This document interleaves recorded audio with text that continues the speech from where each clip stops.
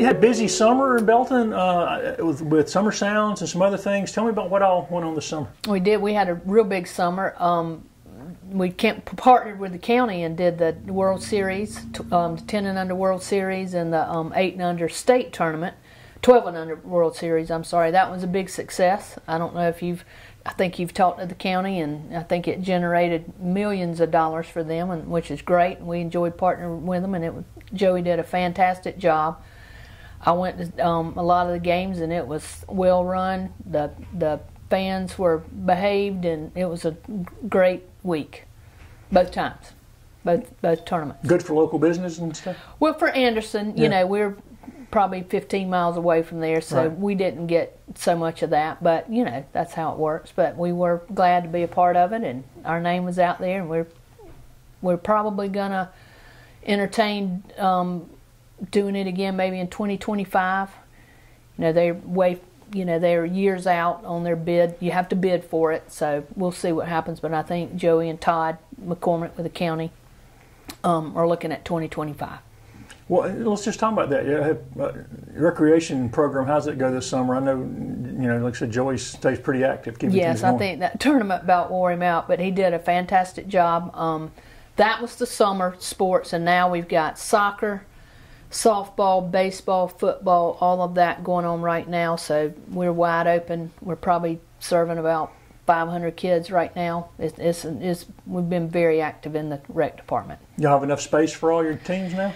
We're figuring it out. You know, and speaking of rec stuff, you know, the county's doing the countywide overview of everything, and we'll be having that public input on October 13th here at City Hall for everybody to see the master plan. You know, it's not a set in stone plan, but it's a in general plan of what we need to do with all of our parks and rec system, and it should be a very exciting time. I'm looking forward to it, because that's a lot of the quality of living has to do with our rec system. So glad that the county's putting that interest in for us. And y'all got some green space. We talked, I think, a little bit last time about just celebrating the first anniversary of the trail. Is it still getting a lot of use?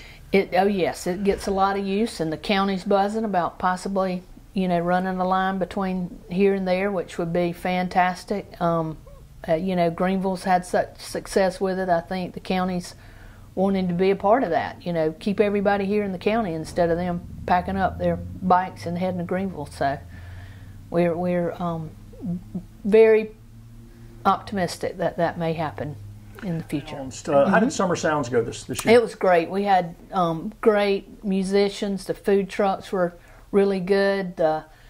Had a good turnout. You know, 2 of them, it was really hot, but it didn't, you know, we consulted the bands and they were willing to play, and it went good. We just finished the last one Tuesday. We had kind of 2 bands, and then Loretta Holloway joined the Combo Kings at the end of the night, so it was kind of 3 shows in one, and big crowd, and it was a big success. Great way to end it. So hopefully we can start again probably next May, April, May. Let's talk about the economy coming over the summer. Any new housing, any new businesses you wanted to talk about? We do have some new houses. We probably, you know, we're steady putting in water taps for new homes, more spot homes than developments. You know, a lot of talk on that. We're still waiting on some upgrades to our sewer system, which we hand-delivered a $10 million grant a couple weeks ago for that upgrade. You know, we won't know what we'll get out of that, but if we can get some of that money and get an upgrade, we'll be able to handle a few of these developments. So that'll be, and it's needed anyway, whether we have developments or not. So ARP funds coming in, or are y'all starting to what are y'all doing with those? We've done, you know, part of a fire truck. We got 2 new fire trucks coming. We've used a little bit of the money for that. We've put in, the big project's been the new water taps, which has really saved the town a lot of money. We really learned how much water we were losing with the old system. Remarkable what that system has done for us. And we're close. We're probably about 100 taps to having that completed. We're waiting on more taps. They're waiting on them to be sent to us. Then we'll have that project completed. You're kind of like everybody else. You wait until your water system's 100 years old to do anything. I mean, every other town's the same way. It's not just Belton. When you're waiting on grants too. Right. Anything else y'all working on with that funding? Not anything that I've already spoke of. We're holding some back, just seeing what happens. We got 2 years to spend it, so we're not just gonna find something to spend it on. We're trying to be very cautious with it and do it right. So the budget's looking pretty good for the year? Mm-hmm. So far everything looked like it was y'all hoping? Yep. Always would like more, but we're doing good with what we have. How about any new businesses? Well, we've got a new window depot that just opened in downtown. We'll have a ribbon cutting for them on Wednesday of this week, 9 o'clock, so that's exciting. I'm actually meeting with some people today looking at a building downtown, and they want to run by some ideas that they have on that. I don't know what that is yet, but a lot of stuff like that's going on. It's been going on, for 6 or 8 months, and hopefully something will happen. There's a developer interested in some downtown condos maybe, which would be really neat. So a lot of what ifs, but it's going to happen. I know the museum's been busy. Any update on when maybe the State Museum property could be available? Or? Their site is pretty much available now. They just, that is picked out. They're just working on securing the funding. Right. And hopefully they can get in on that ARPA money, and that'll help them with that project, because they need about $2 million. That'd be a big deal for Belton. It would be a real big deal for Belton. I'm pulling for them. Because people don't know, the State Natural History Museum, South Carolina National History Museum would be here. Mm-hmm. And I'm pulling for them. I'll do what I can. They are on their. They're not a part of the city. They're a nonprofit here in the city that we're very supportive of. But I'll definitely do what I can to help them with that. And that would make Belton the only town with 2 state museums, I think. Mm-hmm. The Tennis Museum, Hall of Fame. Well, the fire department just got a FEMA grant for $62,000 that we're really pleased about. That'll let them upgrade their compressor and cascade system, which is the system that fills the air tanks in their air tanks. We've put in for a grant for a dog park at the head of the walking trail, which will be a great addition to that if we get it. The police department, we haven't been given a number yet, but they will be receiving some money for a grant for body camera, and we're real excited about that. That get everybody a new body camera. That's very important to us. We've been hoping and praying for this grant, and we will get some of it. Might get all of it, but at least we'll be able to get those guys some new body camera, and we feel really good about that, excited about that. As you're growing, that need for fire protection and law enforcement and stuff continues to grow too. I mean, I know y'all over the last year or so had a new chief and added officers, and yeah, we're in really good shape right now. At public services, as you know, people come and go. It's hard to keep a full staff, but both departments are in pretty good shape right now. We feel real good about it. Our chiefs are strong chiefs. They do an outstanding job for us. We're very pleased at how that's going, and we want to do what we can for them as much as we can, and they have our full support, and we appreciate what they do. And y'all got a special election coming up in October? Yes, City Council. Tell them why we're having a special election for that. Well, Linda McCoy, it had nothing to do with, it's basically business. Her insurance costs were going to rise because she was considered a full-time employee with her provider since she's serves on city council.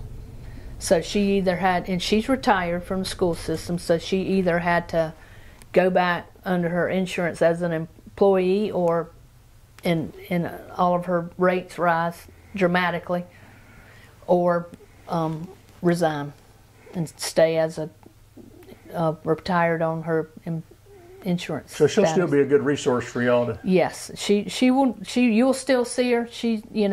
Linda's not going to disappear. It's very unfortunate that happened, but I don't blame her. I'd have made the same decision. It's too risky with insurance and the cost of it. It's very unfortunate. And that's October 25th, the special election, right? Mm-hmm. And I think we only have one that had signed up. So Joshua Hawkins is the only candidate that signed up, so he'll be on the ballot in October. Going into the fall, I know it's always very busy. Let's talk about all the fall events that are coming up in Belton. We got the Standpipe Festival, which is October the 1st. Remind people how long y'all been doing it. Just tell people a little bit about the Standpipe Festival that have never been.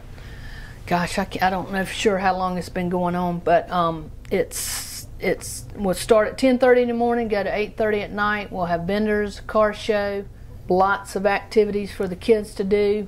It's all day fireworks at the end. We'll have music all day long. We'll have the Combo Kings again, and our Margaret Haney will be our headliner this year. So what's the date? October 1st. It draws a huge crowd, probably around 6,000 or 7,000. Spend the day with us, and it's a fun day. And all the normal stuff y'all have? All the normal stuff, and the museum will have back the Heritage Days this year. They've been, for 2 years, not able to bring the kids in, so now the school kids will be incorporated with that again this year. They've got about 13 artisans coming. Some really cool stuff that they do. It's a fun day. Yeah, that's very interesting. They do that Friday. That's a very interesting. If people haven't seen those artisans out there doing everything from like blacksmithing to. Well, I have the list here. I hate to leave anybody out. They have a soap maker, goat farmer, potter, African American sharecropper, beekeeper, zither maker, Native American crafter, telegraph operator, gullah basket weaver, blacksmith, a cooper, wagon train camp cooks, and a Model T auto mechanic. So we have those artisans coming. So after Standpipe Festival, anything else coming? We'll have Trick or Treat on the square, and then after that we'll roll into Christmas season. We'll have our parade and tree lighting. And when is the tree lighting? Do you know the date on that? It's usually the first Saturday in December. I'm not sure if Lori set that date yet or not. And then we'll also that night announce this year's Hall of Fames. Yes, we have a plaque that we have for them. You're able to nominate a citizen. We have a historical deceased category, a deceased category, and then a present category. And you can nominate anybody you want as many times as you want through the year. So if you nominate somebody this year and they don't get it, you can nominate them again next year. Because there are a lot of citizens who have done so many things for this town. It's really a cool thing. To hear what these people have done is really inspiring, motivating. But we have plaques here in the hall at City Hall that have them, their faces on it. And anyway, at the parade, at the end of the parade, and we light the trees, and then at the end of the tree lighting, we present these Hall of Fames to the family members that may be here and the members that is here that wins the award. So that's the night of the parade, night of the Christmas parade. Right. Okay. At the very end of the evening, that's what we do. And your parade's traditionally at 3 o'clock, right? Mm-hmm. Okay, so that's the first Saturday in December at 3 o'clock. Okay.